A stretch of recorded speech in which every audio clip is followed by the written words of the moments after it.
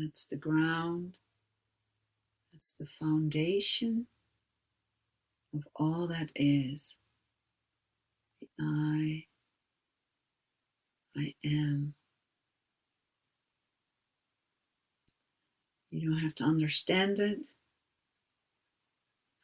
I don't understand it. It's what is.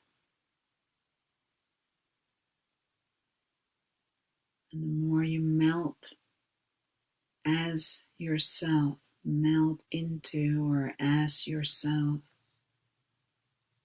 as your nature, the more you start moving as nature. The body will move, the flesh will move as nature. The words that come out of your mouth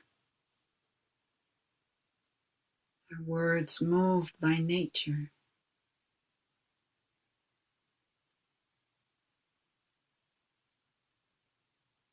There's a very different flavor to it. It's natural. You don't have to think about it. Thoughts are not particularly natural. Words that come from our nature are natural. Movement that comes from our nature is natural. Sounds that come from our nature are natural. They don't need thoughts or beliefs or nothing. No thing.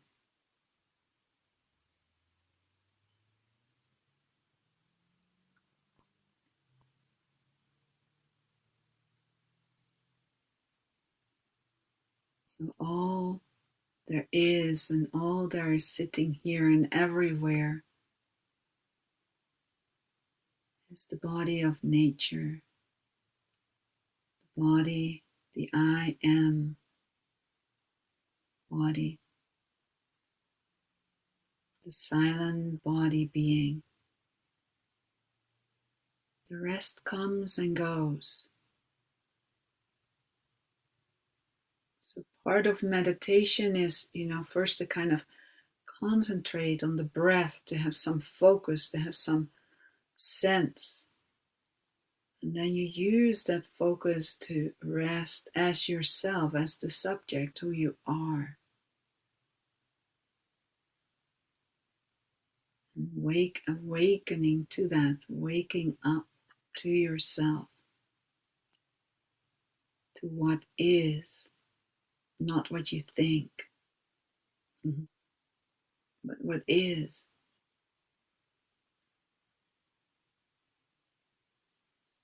And then naturally, more and more, when you go about your day, you live as who you are, not who you think you are. Because who you are doesn't need any thoughts. It's thought free. It's believe free. It's little self free. It's smell free. It's free of anything. Yeah.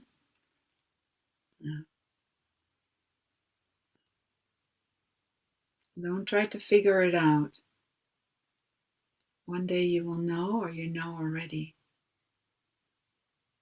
And you're just deepening into that.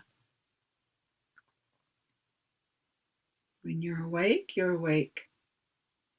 When you're here, you're here. So the meditations we do every week are in service to be here. It's that simple, just to be here. And when we're here, there's no past, no future. You have heard this 10 million times. I'm telling you nothing new. But when you're here, there's no past, no future, no memory, no nothing. And then you move as that nothing. But that nothing is not how we think about nothing. That nothing is the incomprehensible, wondrous emptiness that we all are. It's filled with the bliss of being. So you can have bliss as a state that comes and goes, and then there's the natural bliss of being that's free. Watch birds in your garden, or if you don't have a garden, go to a park. Watch the birds. Go to the ocean. Watch the ocean, or like here we see the dolphins and the whales, or watch nature. Go in nature. Embrace a tree. Really feel a tree. They are not doing anything to be here. They're here. And I watch the birds in my garden. They're just playing all day. Sometimes there seem to be little fights. Love fights or not so love fights, I don't know. There's no thought.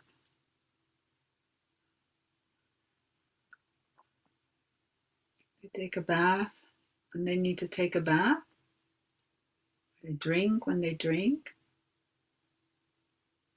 Fly around.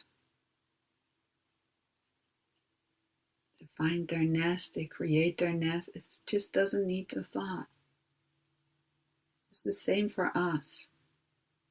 The more we're the embodied, silent body being, we start moving as that. We are that.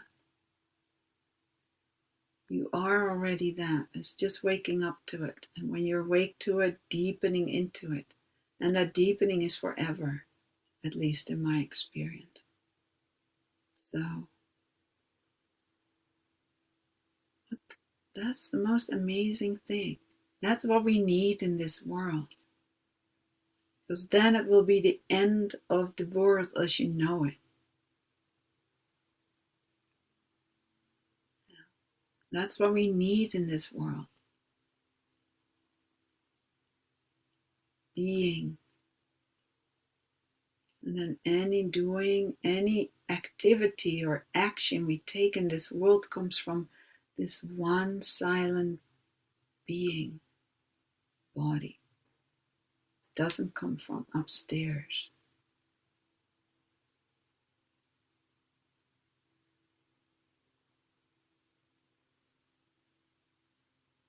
And it's not like, you're right, you're wrong,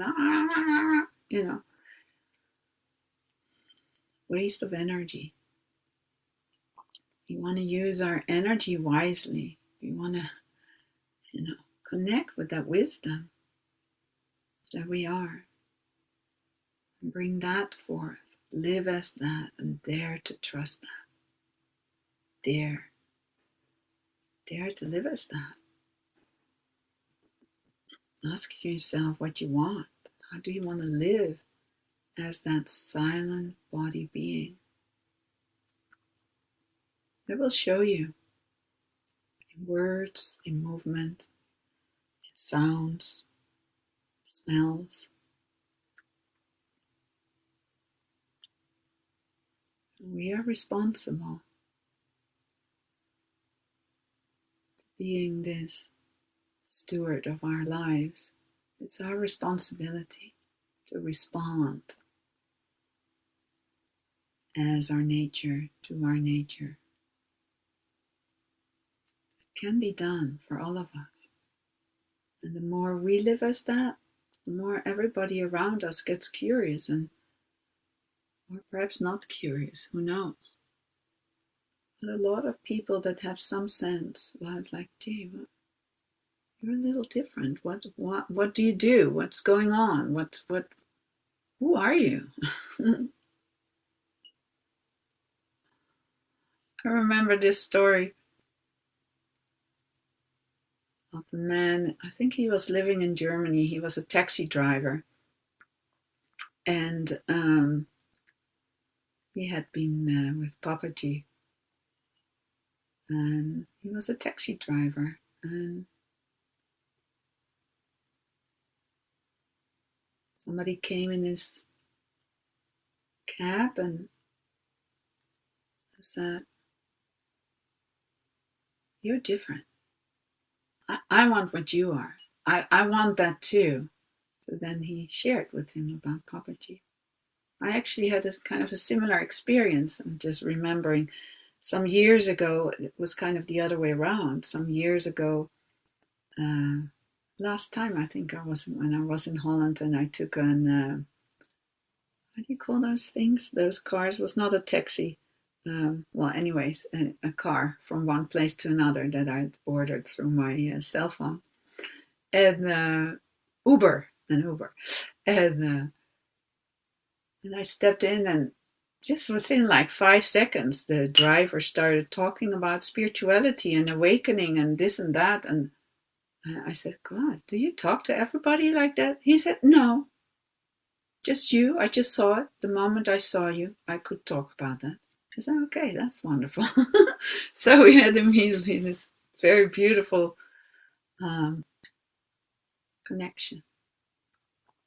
So we see, people see. We're on the same wavelength.